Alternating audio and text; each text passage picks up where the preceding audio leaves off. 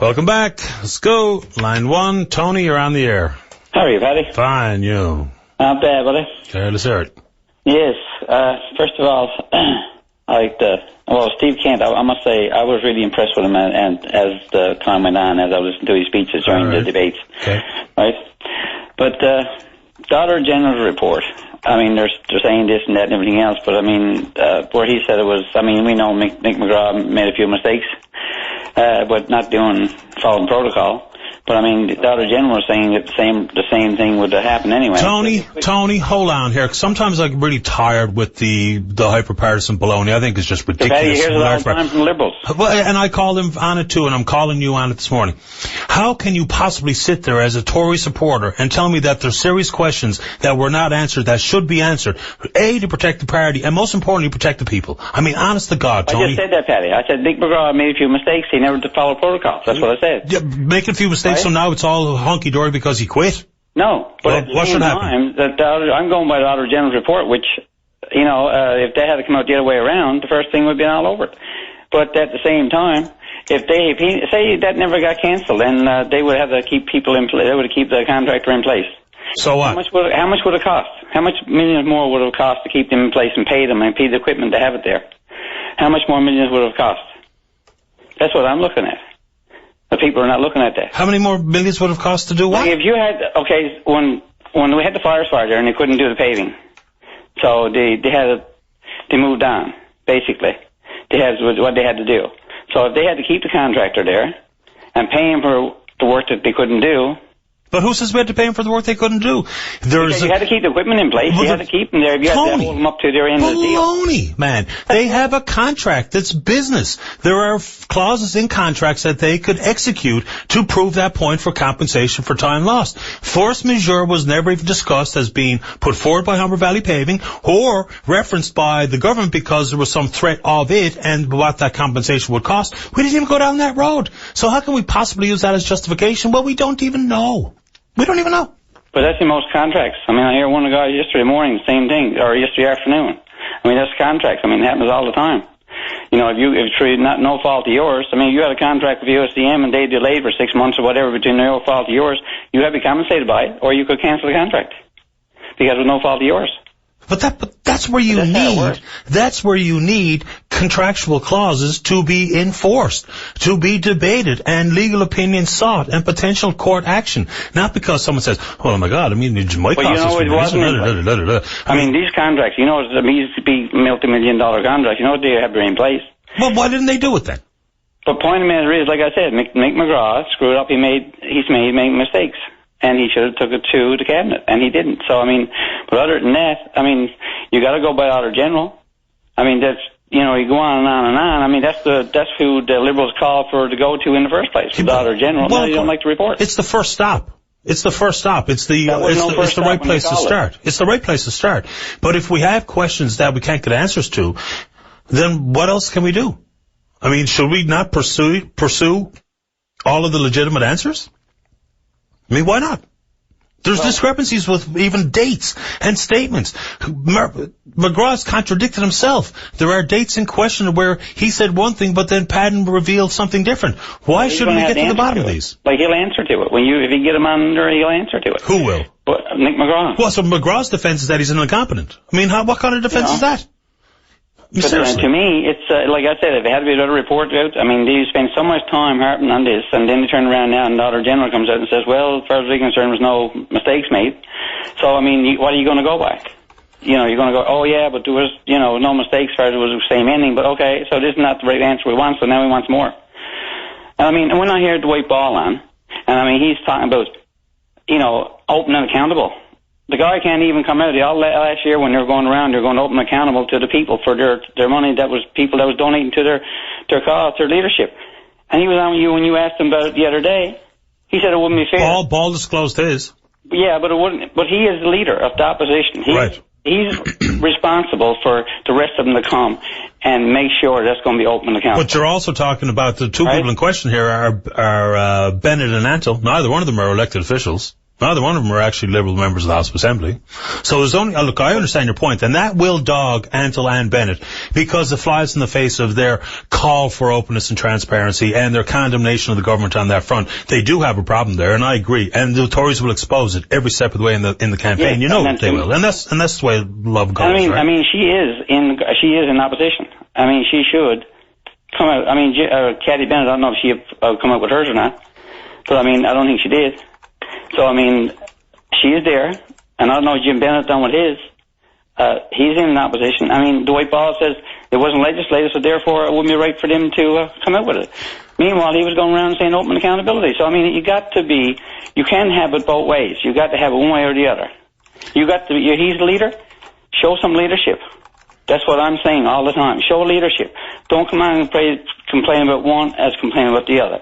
Because he's not showing any leadership whatsoever. I mean, it's almost like they can do what they like, but at the same time, PCs can't do anything. Do what I say, don't do as I do.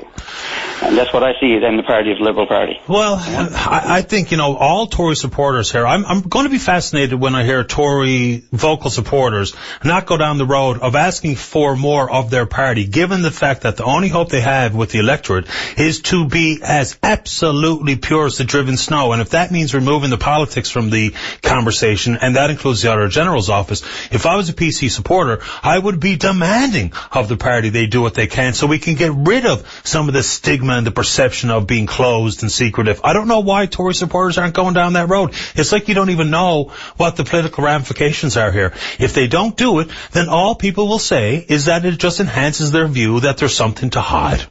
That's all. What they need is somebody to rule with a firm hand. And somebody is going to fight for the people. A firm hand does not mean, McGraw resigned so nothing else to see here, folks. That's not firm. That's nothing. That means that Davis has done nothing, because McGraw would have quit, which trumped his ability to fire him. And he's not asking any more questions. There's no firm hand with this at all. Davis will indeed speak to this, because he's not going to be allowed to rest. People will be on him, and so we should, because he's the Premier. So if he doesn't say more than what he's just done here, then I think that is a distinct lack of leadership. And we'll see how he plays it. To me, I think he showed a bit of a firm hand yesterday when he said if he now stepped down, he was going to kick him out of the cabinet. And I think that was a great step. And to me, it goes to show leadership just stepped in, and that's what he done. And I think he's going to be, he's sincere, he's at the same time, he's firm. And I think he can do the job well. And at the same time, I mean, and then you got, and when I listened to, I mean, when you asked about this morning, the same thing. I mean, you had one of the guys he was on there this morning. He was running for leadership, or one of the candidates for Signal Hill Kitty Vitty. I can't recall his name now. You had him on there. And Simon, yeah? Yeah. And I mean, he was there with all these going on. He was criticizing the government. I mean, rightly so. If there's mistakes made, let's criticize them. I mean, I got nothing against it. But at the same time, I mean, he was working, he was on there and proudly enough saying about how he worked with Floyd Wells and Roger Grimes and all on down through. I mean, he was part of the party who kicked the Auditor General out.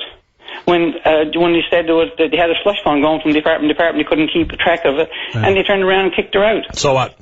And then the same thing. History lesson is ridiculous. You got running for government who was supposed to be open, accountable, and here is the same people that was there working for the Premier at the same time who done all of this and called 2,500 people up a day before Christmas, laid them off without any notice. So I mean, this is what the Liberals should be asking, because these are the same people who's going back there again. So do we want that over again? I don't think so. I mean, this is what you're facing. The histrionics will do the PCs no good. None. Period. None. Period. And nor should it. So far, nor should it. They've done. If the political discourse in this province is, well, we did it because you did it, then we are screwed. But total. They're not doing what they're doing. I mean, they're getting rid of people. We're hiring people. They got closing down hospitals. We're opening up for people with mental institutions. We're opening up rehab centers. We're opening up people for, like we're doing everything that's possible to do. And they turn around and then they turn around and say, you know what? We shouldn't be spending this money. They're speaking up against it. And then you got the people who are running for the Liberal Party phoning up and saying about how we're paving the roads. All the roads are going, must have been shocking because we're going to have to pave it. It's shocking. I mean, here they are, and your leader is turning around and saying we're not going to spend any money. We shouldn't spend it. So, I mean, what are they going to pave it with?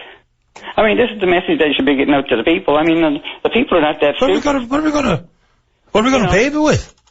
So they said they were saving us money. Any of the oil money, if you don't spend any of the revenues that's coming in for this province, how are you going to do anything with this province if you can't spend any money? Like $19 billion spent. I don't even know what we're talking about now. Honest to God, I have no idea what we're talking about. We shouldn't have spent $19 billion. We shouldn't have spent it. That was coming in from oil revenue.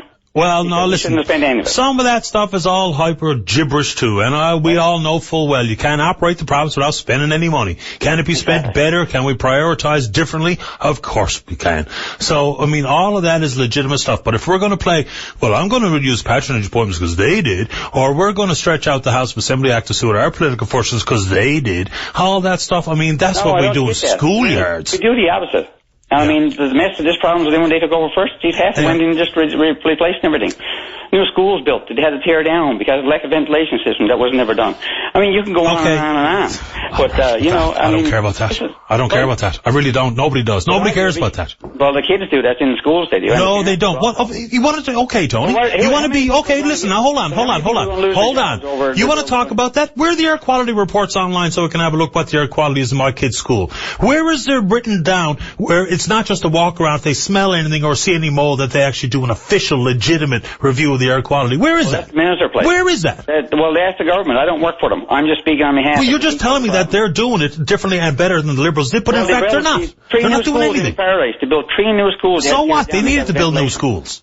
And there was a number of schools that had to be closed down. Parents actually had to take their kids out of school because it leaks in schools with buckets on their desk that they wouldn't do nothing with. So what? So when the infrastructure is damaged, you got to rebuild, renovate, or put up new stuff. So what? They were forced to do it. They had to close them down for sometimes 2 months at a time. Look, take their kids out of school. At some point, we don't want to go back to that. Infrastructure pains of the past under Liberal governments are so exaggerated by Tories, it's absolutely pathetic.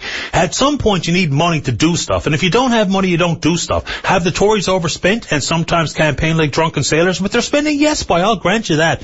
But that they built new schools, so what? What am I getting on bended knee politically? Thank you for building a school when we had kids sitting under leaks? Because we got a number of things we had it done, but it should have been done in the past. And because they never had the money, it's the same attitude as they got now. Oh, no. What's the difference? This is important. Listen, what's the difference if you had no money and had money you're not going to spend? What's the difference in it? You can't do nothing with it. There's no difference in it. Well, yes, there is. If you don't have the $40 million to build a school, you're probably not going to build a school. But if you when the money's you're not going to spend it, there's no difference. Because if you're not money saying you shouldn't be spending it, well, then there's no difference. You still can't build anything with it, can you? Boys, oh boys, I tell you what, if the Tories campaign on the message that you're giving them, Tony, they're going to get absolutely swamped. No, Paddy, it's not. Swamped. Because you know something? We don't want to go back in the past. We want to continue to go in the future. How can you look back to the past Liberal behavior when they were in the seat of government, when the fiscal situation was so vastly different? But how can we do this? They're speaking with the same message. Just so the Tories telling me that there's nothing to see here, and we're open and accountable. Yeah, we're reviewing Bill 29 with a commission led by Clyde Wells. We're going to have to potentially have a judicial inquiry into whatever the hell went on here in Labrador with the paving contract. These are real things, Tony. To pretend and keep going around, we're the most open government of all time, but then why the hell are we reviewing Bill 29? And if McGraw did nothing wrong, then why did he resign? There's real questions here, Tony. To me, Bill 29...